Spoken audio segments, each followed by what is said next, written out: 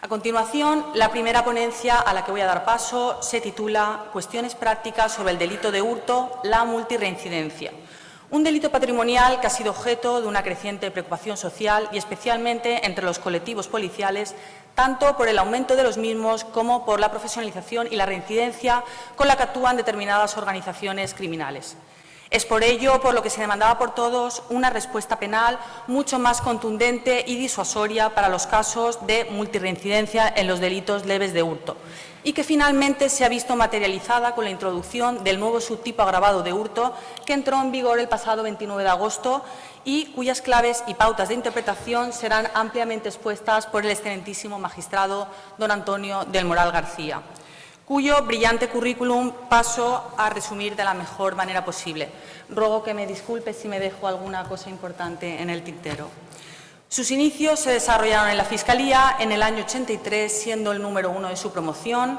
Ha ocupado diversos destinos a lo largo de su carrera, algunos de ellos tan destacados como la sección penal de la Fiscalía del Tribunal Supremo, hasta abril de 2012, que accedió a la carrera judicial ocupando la plaza que ostenta en la actualidad.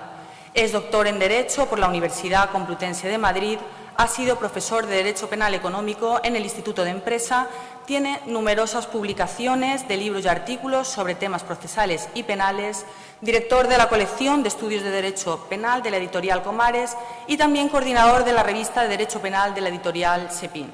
Ha impartido cursos y participado en numerosas conferencias de prestigio tanto a nivel nacional como internacional y por designación tanto del Consejo como de la Fiscalía General del Estado también ha dirigido cursos de formación continuada para miembros de la carrera judicial y fiscal. Destacar que consta en su haber profesional haber participado en la elaboración del Código Procesal Penal, motivo por el cual le fue concedida la distinción de la Gran Cruz de San Raimundo de Peñafort. Académico de la Real Academia de Legislación y Jurisprudencia y miembro electo de la Comisión de Ética Judicial que preside desde julio de 2022. Pues sin más dilación, proceda cuando usted quiera, señoría. Gracias.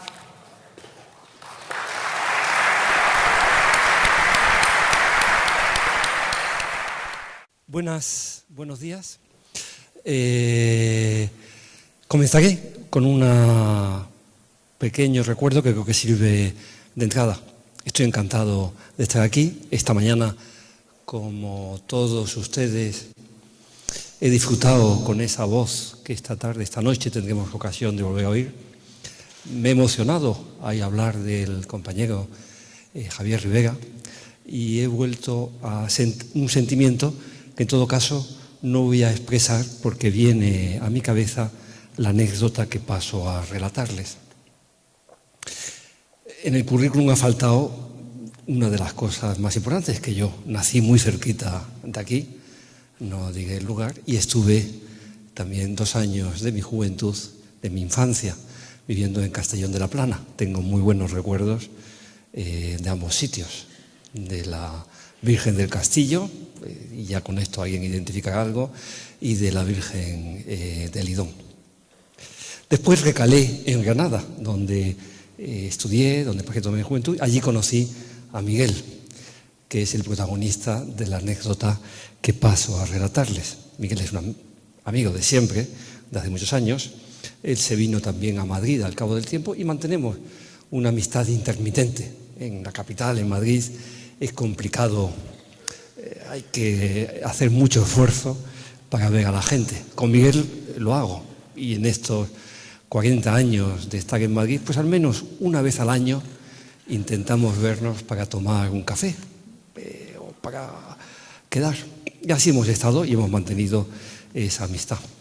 Hace 8 o 9 años, en una de esas citas, en uno de esos cafés, me dijo: Antonio, él se dedica a la ingeniería, estudió ingeniero, diversificamos los caminos, y una de esas veces me dijo: Antonio, sé que das conferencias. Digo, bueno, sí, alguna, voy y tal. Me gustaría ir a una conferencia tuya, Miguel. Son unas cosas que son un rollo, la gente suele venir obligada, no le interesa, pero yo quiero ver una conferencia tuya. No lo disuadí y efectivamente al cabo de 2 semanas yo daba una conferencia sobre el blanqueo de capitales y allí estaba Miguel, lo cual demuestra el nivel de amistad que nos une. No solo estaba, sino que además se quedó hasta el final. Y además aplaudió. Yo notaba cómo me fijaba y aplaudía fervorosamente. Un mes más tarde venía la Navidad, hicimos como todos los años y quedamos a tomar un café. Y ese día Miguel vino con un paquetito muy bien envuelto de papel de regalo. Se veía perfectamente que era un libro y me dijo: Antonio, tu regalo de Navidad. Jamás nos habíamos regalado nada, nunca. Y luego no ha vuelto a haber regalo de Navidad, ni de cumpleaños, ni nada. Yo me quedé un poco sorprendido, agradecido, mi regalo de Navidad, una vez. Abrí el paquetito y apareció un librito, un opúsculo pequeñito, que se llamaba Claves para hablar en público. Yo no me lo tomé a mal.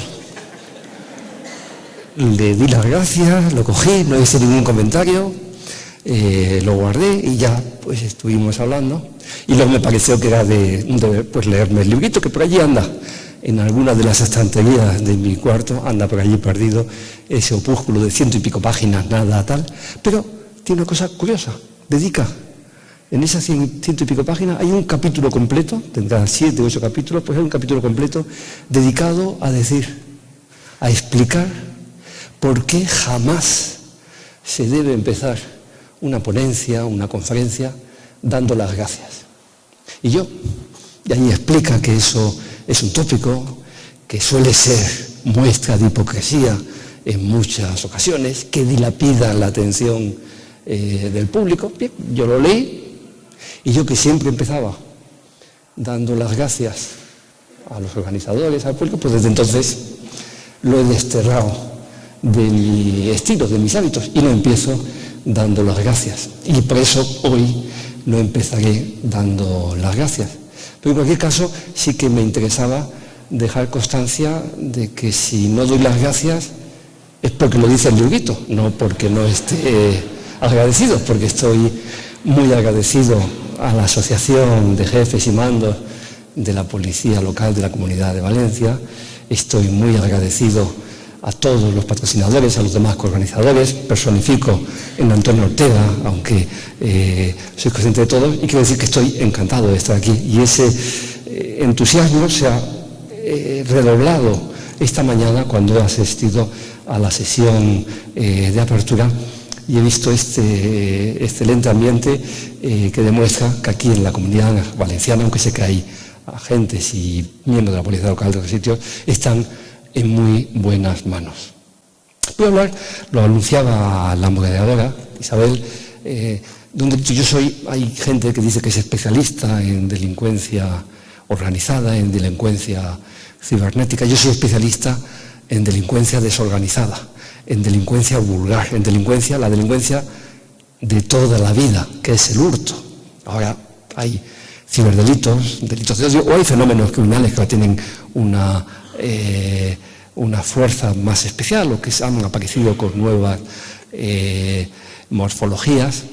Algunos de ellos van a ocupar algunas de las intervenciones que me van a seguir. Lo mío es el hurto, un delito muy básico, un delito del derecho romano, el furtum.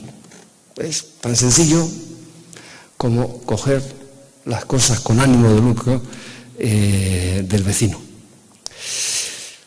Y voy a hablar del hurto, el tomar las cosas, muebles ajenas, sin la voluntad de su dueño.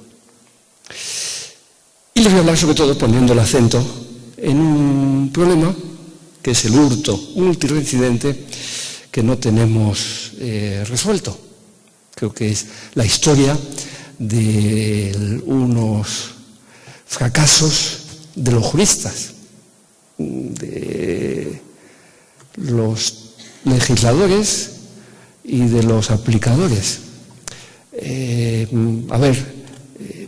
Tenemos ahora un nuevo experimento desde hace poco menos de un año, a ver cómo funciona. El delito es muy sencillo y muy simple, pero no hemos dado con la clave para atajar lo que es el hurto multireincidente. Hablaba de que es un delito del derecho romano. Ahí, si uno piensa en delitos básicos, inmediatamente le viene a la cabeza el homicidio, las lesiones y el hurto. Es lo más elemental. El hombre más simple, el hombre de Atapuerca, seguro que ya sabía cometer estos delitos. Luego nos hemos sofisticado pensando en nuevas fórmulas. Y como preámbulo me viene bien, y vuelvo al derecho romano, contando una vieja historia del derecho romano que nos cuenta un jurisconsulto del siglo III, siglo IV, Aulo Gelio. Lo relata, es simpática y es real. Cuenta como un ciudadano romano que se llamaba Lucio Vegacio, es la historia de Lucio Vegacio, era un noble romano, acaudalado,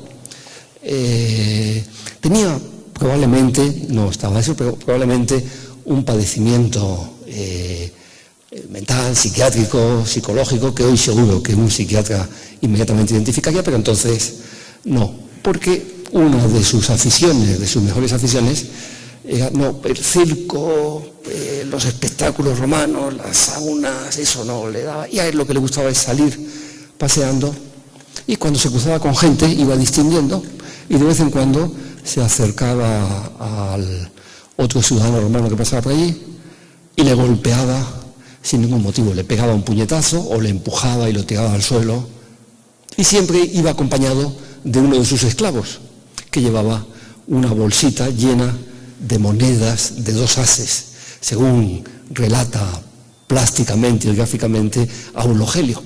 Inmediatamente, una vez que lo golpeaba, el esclavo muy atento se acercaba y le daba a la persona, a la víctima, una moneda de 2 ases, que era la multa que el pretor había fijado por golpear injustificadamente a alguien.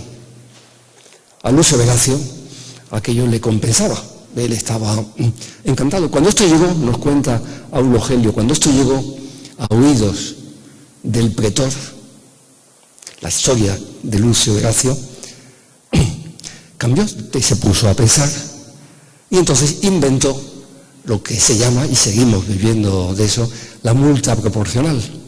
La multa penal, la sanción penal, no se impone solo en atención a la gravedad de la conducta, sino también teniendo en cuenta la capacidad patrimonial del infractor.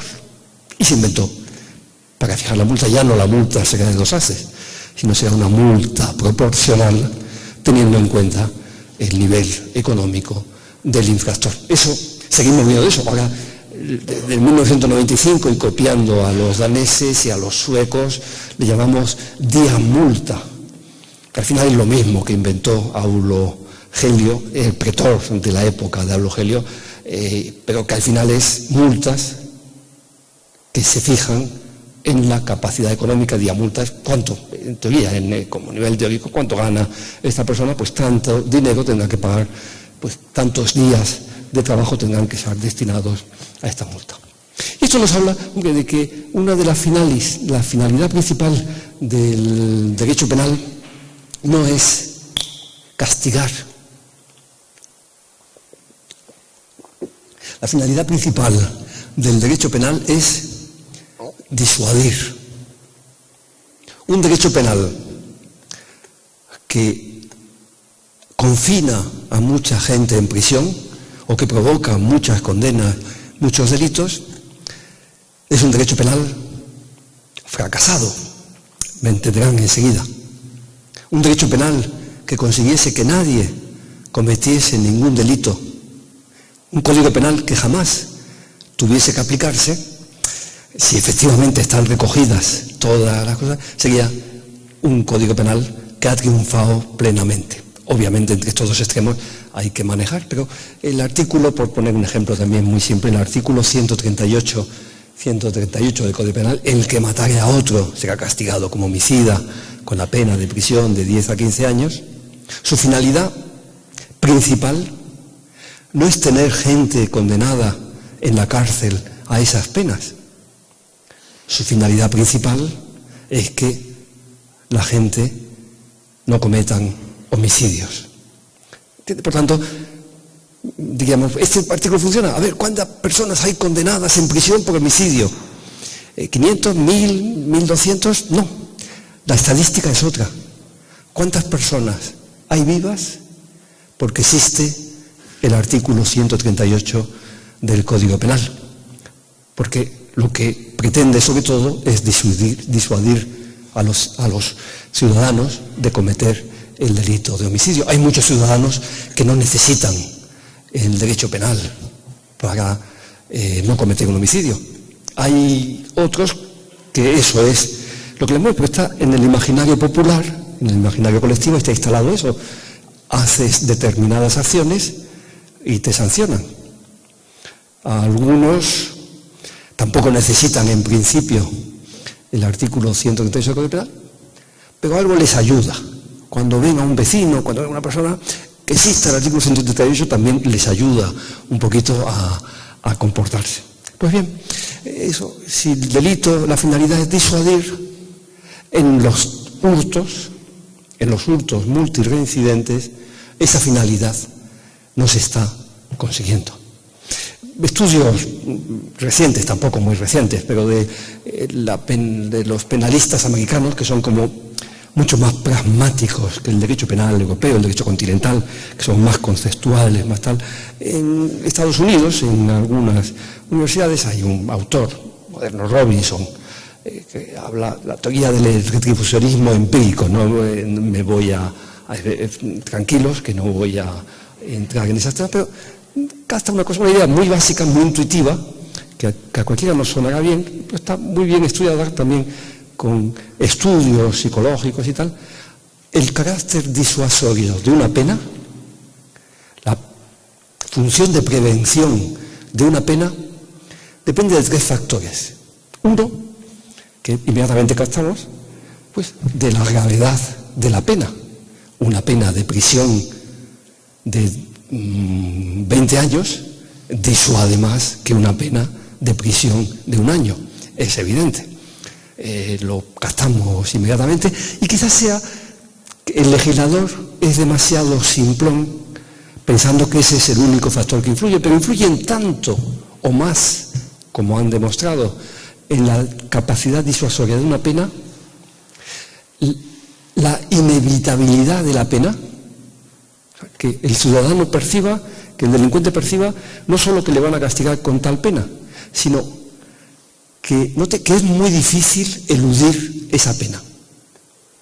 Eso incluso, no manejo datos ciertos, pero que una pena de 6 meses de prisión, pero que se percibe como, no, es que de cada 100 que hacen esto, hay 98 que acaban 6 meses en prisión, es mucho más eficaz que una pena de 4 años de prisión, que se percibe, aquí es muy difícil que te cojan. El legislador, en cambio, esto no lo tiene claro y tiende, cuando hay un escándalo social y tal, su reacción es muy infantil. Subo las penas, que hay corrupción, pues voy a subir 1 año la pena del cohecho. Dices, es ingenuo pensar que alguien que está dedicado a hacer cohechos diga, ahí va, ahora en lugar de 4 años son 5, lo dejo. No. Lo que sí lo deja es como perciba que efectivamente que es que se descubren, y para eso pues muchas veces las políticas de transparencia, de eficacia procesal, de seguridad son mucho más eficaces que la simpleza de subir las penas, lo que a veces arrastra a la desproporción de las penas, que es algo que también es. Y el tercer factor, que también pasa muy desapercibido, es el de la prontitud de la pena. Una pena muy alta, muy inevitable, pero que tarda mucho en llegar, disuade mucho menos que una pena más baja, en la que el nivel de inevitabilidad no es tan alto, pero que llega inmediatamente. Esto que a lo mejor puede sorprender más, pero cuando uno ve esos procesos con un montón de acusados, de tal, en temas de corrupción se dan, en temas de tráfico de drogas, y que pues tardan años y años en llegar. Pues ahí. No. En cambio, y lo experimentarán, los que tengan hijos, que imagino que sean muchos de ustedes, experimentarán que si el hijo este fin de semana no hace los deberes, tengo que disculparme de no haber traído una presentación de PowerPoint, porque mi sobrina, que es la que me los hace siempre, está de exámenes. Y me dijo, tío, lo siento, y yo soy muy antiguo y no sé manejarme bien. Pues bien, imaginen que esta tarde, cuando lleguen a casa, pues tiene que hacer los deberes del fin de semana. Si uno les dice, y como no hagan los deberes del fin de semana, las próximas vacaciones, cuando vayamos en agosto a casa de los primos, el segundo día no vas a salir a la calle. Bueno, hay muchas posibilidades de que los deberes se queden sin hacer, muchas más posibilidades si lo que uno le dice es o hoy hacer los deberes o mañana no hay play. Eso funciona mucho mejor. Mucho mejor incluso si uno le dice, como no hagas hoy los deberes, todo el verano que viene vas a estar sin play. Los deberes se quedarán sin hacer. Bien, eso que funciona, que lo vemos bien, funciona también en un año. Y en estos delitos, sobre todo en la multirreincidencia, no hemos dado ni con las penas adecuadas, ni con mecanismos que las perciban como inevitables, ni cómo llegar más pronto. Y eso hace que esté fracasando el Código Penal en lo que es la lucha contra esta delincuencia, cuando es, y esa es una clave, cuando es profesionalizada. Voy a contar unos casos que me parece que ponen muy de manifiesto antes que cualquier discurso lo que estoy poniendo. Son unos casos que están protocolizados, que están con datos alimentados, con datos perfectamente. Se refieren al hurto, no al hurto callejero, al hurto de tal. El personaje del ratero también es un personaje clásico. Estaba en el derecho romano, que está en la picaresca, en la novela picaresca española, en Oliver Twist, es un personaje muy característico. Fíjense, hay unos cuantos casos, son de grandes almacenes. Uno es el llamado caso Pichar. Son 5 personas de esta zona, de Valencia y Alicante. En un periodo de 2 años y pico se les ha denunciado 24 veces por una cadena de supermercados. El total sustraído han sido 6.000 euros, efectos por valor de 6.000 euros. Se ha celebrado con ellos un total de 23 juicios. Y las multas impuestas, el total de multas, sin ninguna pena de prisión, llegan a 5.600 euros. Es un Lucio Vegacio del siglo XXI. Claro, los 6.000 euros sustraídos son aquellos en que se les ha detenido. No se puede tener, pero todo esto cualquiera intuye que no se ha detenido, que esas 23 veces que se le ha detenido, que probablemente no es que haya sido 23 veces las que han ido. Sin embargo, el coste, este es un grupo que paga las multas y el coste son 5.600 euros. Compensa, como le compensaba a Lucio Vegacio, esas 2 moneditas de 2 ases que le permitían desfogarse. Hay otro perfil. Hablo ahora del caso Gato. Es un hombre, siempre va sustrayendo lo mismo. Va con un traje de neopreno, se mete botellas de alcohol dentro del traje de neopreno y compra habitualmente 2 bolsas de arena, 2 sacos de arena para gato. 44 denuncias, 41 juicios. No dice la estadística, pero no suele acudir a los juicios. Ha habido 2, 3 juicios, 18.000 euros en multas que no ha pagado ninguna. Y tiene 14 órdenes de alejamiento. Perlita, se ve que estuvo ingenioso el que bautizó el caso. Es una mujer que tiene 19 años en la fecha en que se hace esto, 20, 21 años. También botellas de alcohol, jamás sustrae cosas de primera necesidad, siempre botellas de alcohol. 73 denuncias, siempre va indocumentada, nunca da domicilio. 48 juicios, ha asistido a 2 de los 48 juicios y se le han impuesto más de 10.000 euros en multas, que no ha pagado ninguna. 12 órdenes de alejamiento. La inmensa mayoría de las sentencias no han podido ser notificadas. Tengo aquí otros cuantos casos recogidos con estos datos, que no son neutros. Frente a esto, ¿qué ha hecho el legislador? Los modelos son dos. O modelo Luis Horacio, pago las multas, no importa. Si alguna vez ingreso en prisión, pues será una baja laboral, que el juez me da la baja y luego ya me da el alta a los 10 días, a los 15 días, a los 3 meses. O el segundo modelo es, me aprovecho de la burocracia lenta de la justicia, hay que citar para juicio, tienen que localizarme, tienen que citarme, no voy, no facilito tal y dejo transcurrir el tiempo. ¿Por qué tenemos esto sin solucionar? Hay dos tipos de problemas, hay dos tipos de cuestiones. Una, problema penal sustantivo, cómo diseñamos, cómo castigamos esta conducta para hacerla disuasoria. Un problema sustantivo en el que me voy a centrar en los siguientes minutos. Hay otro problema que son problemas de tipo procesal. Pero lo que es cómo el legislador ha ido tratando esto no es más que, o como la jurisprudencia, y me pongo yo en medio, hemos tratado esto, no es más que la historia de un fracaso. No lo hemos conseguido. Ahora estamos ante el quinto intento, podríamos saber. En la tercera bala vencida ya ha pasado, ya la tercera también fracasó.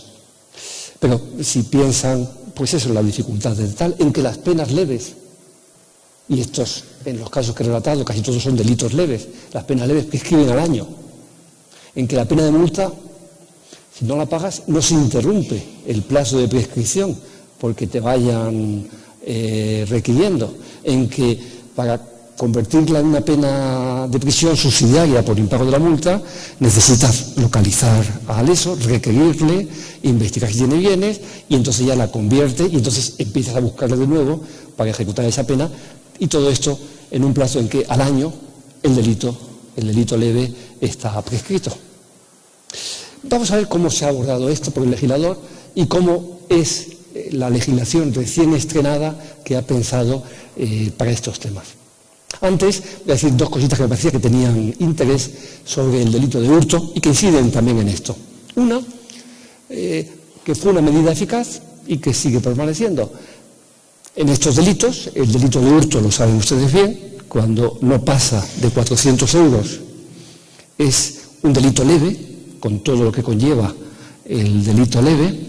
Cuando pasa, que se castiga con una pena de multa de 3 a 6 meses, y cuando pasa de 400 euros es un delito menos grave, que se castiga con una pena de prisión, me parece que son 6 a 18 meses. Prisión. El toque disuasorio está entre, si hay privación de libertad, que se ejecuta con más facilidad, que es más disuasoria, o si no hay privación de libertad, que es una multa que no se paga y que acaba muchas veces muerta porque no da tiempo en ese año poner en marcha todos los mecanismos de ejecución, sobre todo cuando te encuentras con una persona que lo que está es preparada para esquivar a ese lento y torpe aparato burocrático que son los juzgados. Un tema es, el legislador dijo, bueno, para conseguir el juicio rápido, para conseguir que esto se ventile rápidamente, vamos a, por ley, establecer que el valor del objeto es el precio de venta al público. Eso lo establece la legislación penal, una técnica deficiente, no me meto en ello, el Tribunal Constitucional la bendijo. Entonces, precio de venta al público, eso facilita, muchas veces no hace falta tasar cuando es en comercio, y por otra parte, el Tribunal Supremo, en una sentencia del Pleno, en una sentencia de 2019, ha dicho que ahí va incluido el IVA, un tema que se había discutido. Ese precio de valor público que marca la diferencia, está incluido el IVA o los impuestos especiales que hay en las islas o en Ceuta o Melilla. Otro segundo pronunciamiento del Tribunal Supremo que tiene interés, también es de pleno, del Pleno del Tribunal Supremo, es en estos delitos se puede imponer la pena de alejamiento, la pena de prohibición de comunicación o prohibición de entrar en ciertos sitios. El asunto que ya se había puesto en supermercados es una pena que no acaba con el fenómeno, obviamente. O sea, que es cambiar de marca, ¿no? Cambiar de marca, cambiar de supermercado, pero que tiene el hecho de molestar y luego simplificar mucho. Cuando tiene una orden de alejamiento, pues resulta que ya no hace falta demostrar que has hurtado, sino que has infringido, has quebrantado una orden. El supuesto que vio el Supremo era un supuesto más delicado, porque era una prohibición de entrar en todo el metropolitano de Barcelona. La acusada decía, es que yo voy a trabajar en metro. Tenía razón. Tenía en el metro, era un caso escandaloso, o sea, tenía en el metro, pues, detenciones dentro del metro por delitos de hurto se contaban por decenas, aparte de otros incidentes. Sí, efectivamente, trabajaba en el metro, ¿no? Pero también sábados y domingos, porque había las fechas de detención y dice, hombre, y el Tribunal Supremo dijo, sí, esto encaja dentro de la pena de alejamiento o la pena de prohibición de acudir al lugar del delito, y por tanto se le prohibió acudir al metro durante un tiempo, el tiempo que establece la ley. Aquí el problema, como bien intuís, de fondo es la profesionalidad, la habitualidad. Hay mucha diferencia entre sustraer un móvil al descuido en un momento en que el que está dedicado a sustraer móviles, bien en un autobús, bien en locales, bien en supermercados. Es que vive de eso. Es distinto. No es lo mismo. O sea, 50, castigar un hurto con X, 50 hurtos, si X es una multa y tal, no funciona. Y eso ha estado el legislador dándole vueltas a cómo abordarlo. El tema es cuando se hace un modus vivendi de esa conducta, cuando se convierte en un profesional. Esa me parece a mí que es la palabra mágica que, sin embargo, los juristas hemos despreciado, cuando se convierte en un profesional del delito de hurto. El legislador ha hecho muchos intentos. Por una parte, en el año 2003 se le ocurrió, bueno, pues vamos a castigar al que en un año cometa 4 faltas de hurto. Eso no tenía ningún sentido, porque los procedimientos van separados, hay que unificar. El año que se refería a que ya en el año 31 de diciembre de 2004, pues ya borrón y cuenta nueva, ya empiezo otra vez. Entonces, sí he tenido muchos riesgos y veo que estoy llegando a la cuarta detención, pues ya me tal. Y sobre todo que eso, cuando ya tenían sentencia, planteaba la duda de que, bueno, si esto ya está castigado, el primer hurto, porque soy rápido, ¿puedo yo luego castigar por cometer 4 hurtos más, 4 faltas de hurto más, o una más, contando esta que ya está castigada? No tenía, y de hecho eso fue de escasa aplicación, tan escasa como cuando años después se dijo, bueno, pues para que funcione mejor, vamos a bajarlo a 3 hurtos, a 3 faltas de hurto durante un año. Los defectos eran los mismos y tampoco funcionó en absoluto. En el 2010 se metió una cosita también muy colateral. Bueno, vamos a imponer la pena de localización permanente, que es privación de libertad, para los casos de comisión reiterada de faltas de hurto. Bien, pero desde que desaparecieron las faltas, con eso desapareció igualmente esta medida un poquito coyuntural. 2015 el legislador se pone a esto necesita las fechas, especialmente, lo digo así, en Barcelona, parece que es un problema muy arraigado en la ciudad. Yo he hablado con los fiscales de Barcelona y que hay muchas personas que se dedican a esto, especialmente en determinadas zonas. Y ahí crearon en el artículo 235, lo que hicieron fue, y lo que hizo el legislador, bueno, hay un hurto de más de 400 euros, hay un hurto por debajo, delito leve por debajo de 400 euros. Dijo, bueno, pues voy a hacer un delito de hurto agravado, que por tanto tiene una pena de 1 a 3 años, se salta la pena de multa del delito de menos de 400 euros, o la pena de prisión de 6 a 18 meses del delito de 400 euros, y voy a crear otro delito que consista en cometer uno de estos delitos, que tendrá una pena de 1 a 3 años, cuando al delinquir el culpable hubiese sido ejecutoriamente condenado al menos por 3 delitos de este título. Digo, mira, cuando tienes antecedentes penales por este mismo delito o delitos de naturaleza análoga, doy un salto y castigo ya con pena privativa de libertad. Buen intento, diría un... Y fijaos, aquí esa fue la forma en que cuajó la reforma. Sin embargo, a mí me parece que era mucho mejor la fórmula que se intentaba en el anteproyecto, que sin embargo recibió muchas críticas y por eso desapareció del Consejo Fiscal, del informe del Consejo General del Poder Judicial, que decía el que se dedicase, dice, si fuese una dedicación profesional al delito de hurto, y decía, entendiéndose por profesional, cuando es una forma de obtener recursos no ocasionales, sino continuados, cuando es una forma de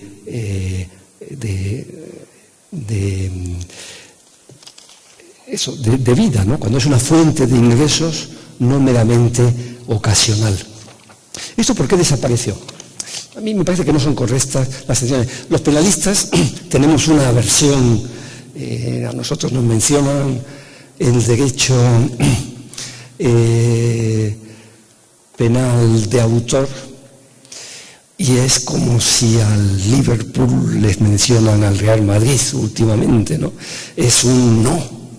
Al derecho penal de autor es el derecho penal del régimen nazi, en que se buscaba no castigar hechos, sino castigar perfiles. No se castigaba al que cometía delitos, sino al que era un delincuente, entendiendo por delincuente o un peligroso. Tal. Eso es algo denostado, es algo aberrante desde el punto de vista de la dogmática, y ha quedado ahí. Y a veces, en cuanto huele algo a derecho penal de autor, que es lo que decían los informes de esta reforma, esto es derecho penal de autor, inmediatamente el legislador, no lo creo. Yo, parece que dedicarse profesionalmente a esto es una acción. Lo mismo que decimos, bueno, voy a castigar al traficante de drogas. Eso no es derecho penal de autor, si es alguien que se dedica a traficar con drogas, ¿no? Yo veo los actos y lo que sí hago es distinguir entre un comportamiento, que es el hurto esporádico, entre otro comportamiento distinto, cualitativamente distinto y no cuantitativamente distinto, que es la persona que se dedica. Lo mismo que distingo entre el maltrato episódico, esporádico, en el ámbito familiar, y castigo más el maltrato habitual.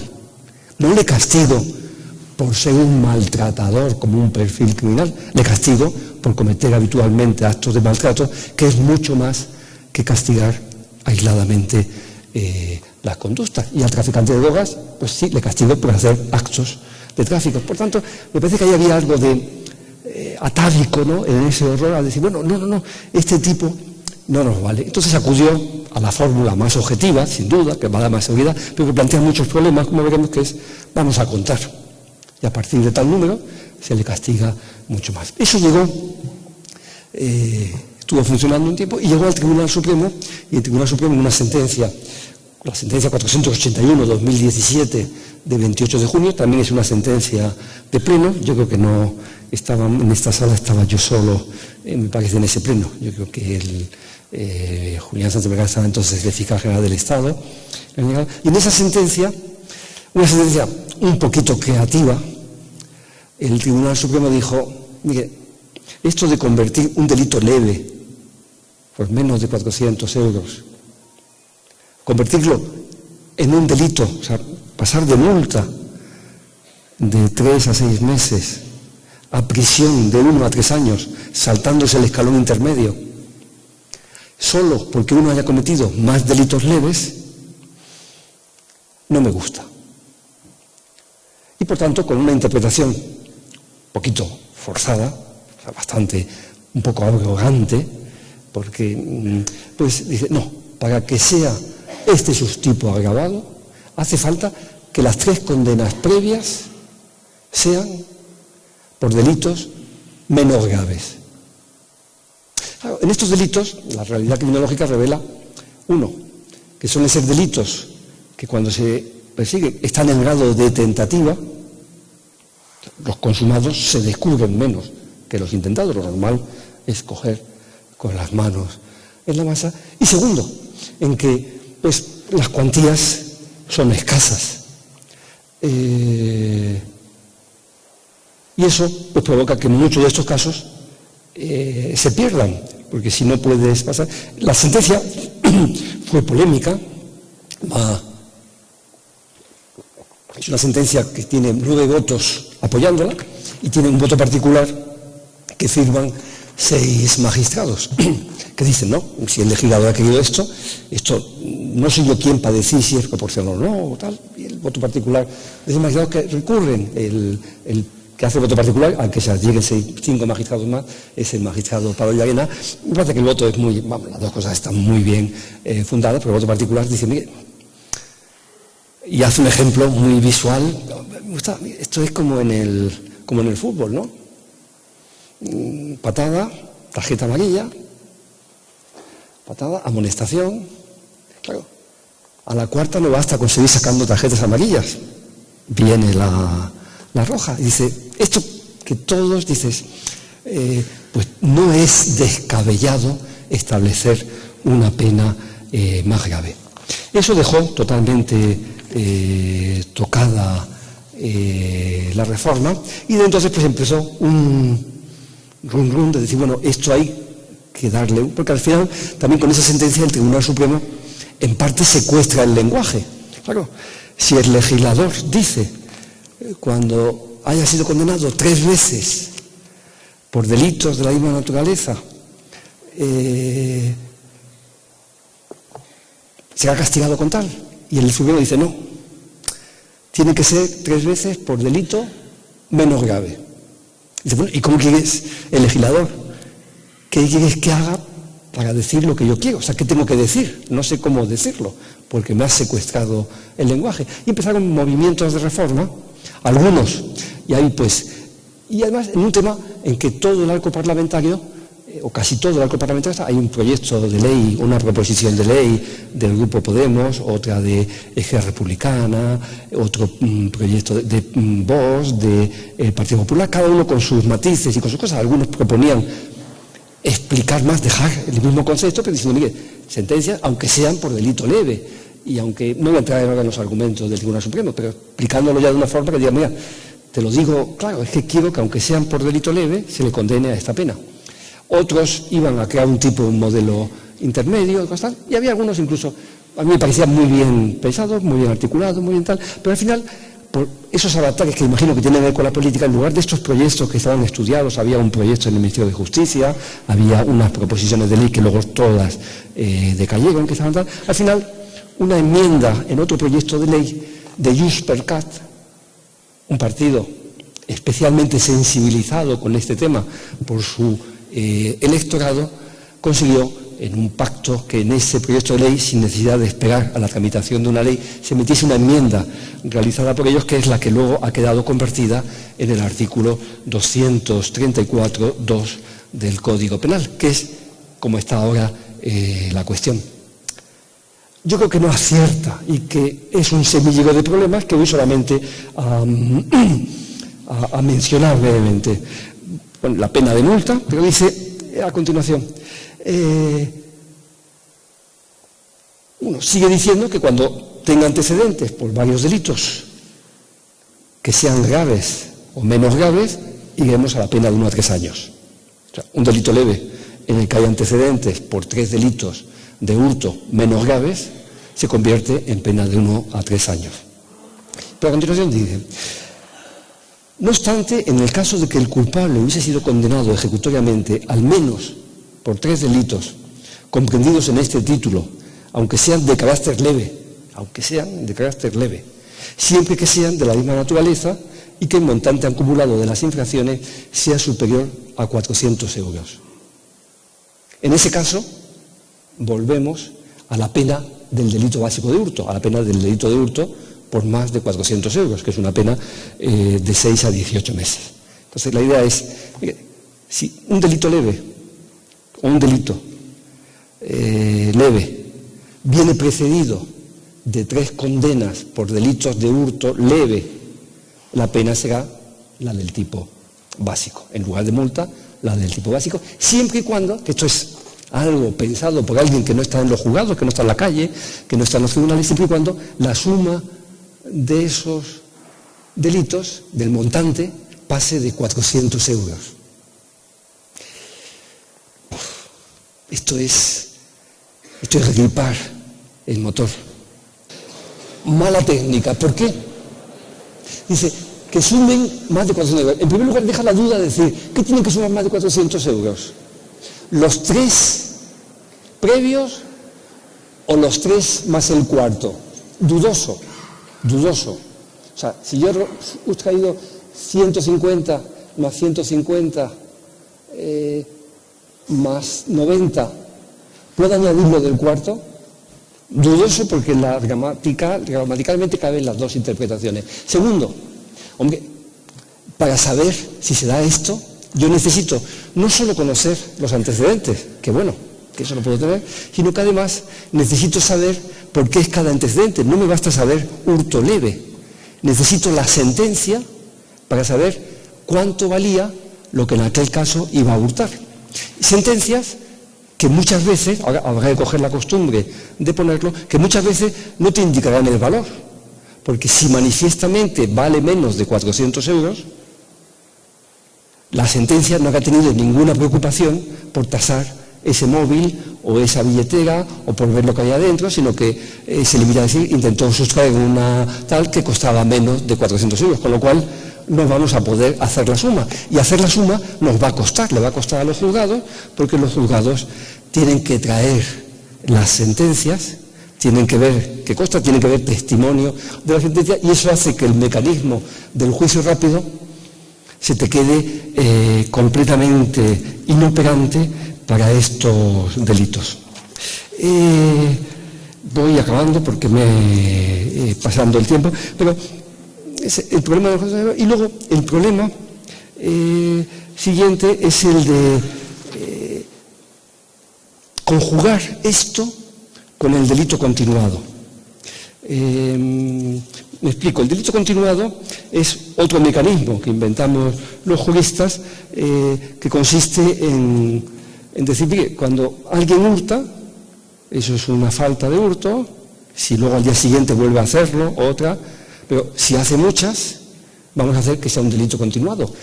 ¿Qué más da que la empleada del hogar se haya llevado el collar de perlas, llevándose perla a perla un día cada una, que se la haya llevado a golpe? Dice, es lo mismo. Llevársela cada día, eso es un único delito continuado. Si aquí, en esto, y voy a solamente dejarlo apuntado, mezclamos el delito continuado, que convierte en delito muchas sustracciones de menos de 400 euros, cuando no están interrumpidas por una sentencia o por una detención o por un procedimiento que se incoa. Si a la empleada que la detienen o la tal, ya lo siguiente será una cosa distinta. Si mezclamos el delito continuado, que supone unas agravaciones de pena, si mezclamos el delito continuado con hechos que dicen, bueno, cuando se ha producido una detención o un procedimiento y no hay sentencia, eso ya deja de ser delito continuado, pero no pasa a ser este 234 nuevo porque exige sentencias firmes. Si eso lo mezclamos con la agravante genérica de reincidencia, con la agravante especial de multirreincidencia, y empezamos a pensar en situaciones, encontramos lo que dice la Fiscalía General del Estado en una consulta que ha sacado interpretando este artículo, que dice, en resumen, recapitulando, sintetizando por dejar las ideas claras, estoy exagerando un poquito con un tono caricaturesco. Si una persona comete un delito leve de hurto, ¿qué respuesta tendrá? Y dice, primero, si no tiene antecedentes penales, 234. Segundo, si ha cometido otro pero todavía no está enjuiciado, delito continuado que si pasa de 400 será castigado con la pena del delito básico de más de 400. Si ha cometido otros delitos leves de hurto pero les han interrumpido porque lo han detenido y tal, y sin embargo no han sido enjuiciados, pues serán tantas condenas como delitos leves hayan ido sucediendo. Si es delito leve pero antes ha sido condenado por otros 2 delitos muy graves, pues entonces será el delito leve con la agravante de reincidencia. Si ha sido por 3 delitos leves, pues entonces será un delito del 234.2, pero que pasa a estar castigado como el 234.1. Si sin embargo ha sido castigado por 3 delitos menos graves, entonces pasa a ser autor de un delito del artículo 235.1 séptimo. Hasta así llega hasta una lista de 14 situaciones distintas. 14 situaciones distintas, en que va explicando que quien ha cometido una acción, un delito leve, pues puede tener la misma. 2 personas que incluso juntos, o 3 personas que juntas sustraen una cartera entre los 3 un delito leve y los detienen, pues habrá que ver cada uno para llegar a 14 posibles respuestas, calificaciones distintas. Esto es un puzzle, aparte de los problemas que he expuesto de tipo práctico, de la tasación, de que la cifra de 400 euros cuando son antecedentes no es una cifra exacta. Me parece que, ojalá me equivoque, que va a ser también un intento por lo menos de difícil adaptación en la práctica. Me decía un amigo, Antonio, esto no venía en el librito, pero me decía cuando las bocas de los asistentes empiezan a abrirse, ha llegado el momento de que se cierre la boca del ponente. Yo noto ya algunas bocas abriéndose y por tanto voy a pasar a darle cumplimiento a ese consejo primero con 2 cosas, con una propuesta, por decir algo positivo, y con un deseo. La propuesta, quizás sea una pena muy disuasoria y... que no se escucha. Quizás se escucha mejor, sí. Quizás sea una propuesta de pena que yo creo que sería muy disuasoria y que podría acabar con el hurto multireincidente, es cuando se detiene a alguien reincidente, multireincidente en el hurto, en lugar de buscar la pena de multa o la de prisión, arresto domiciliario, y hasta que no supere un examen explicando cómo ha evolucionado el hurto reincidente y acierte los 14 casos que pone la Fiscalía General del Estado, no podrá salir. E incluso se me ocurre otra...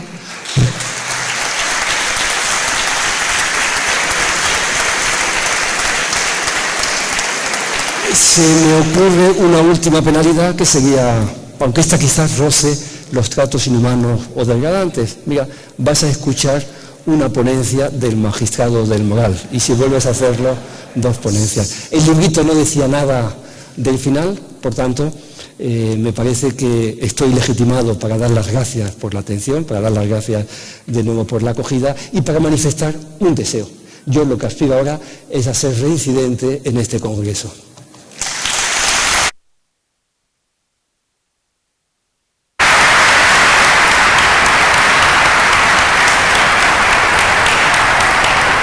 Muchísimas gracias, señoría, por su intervención.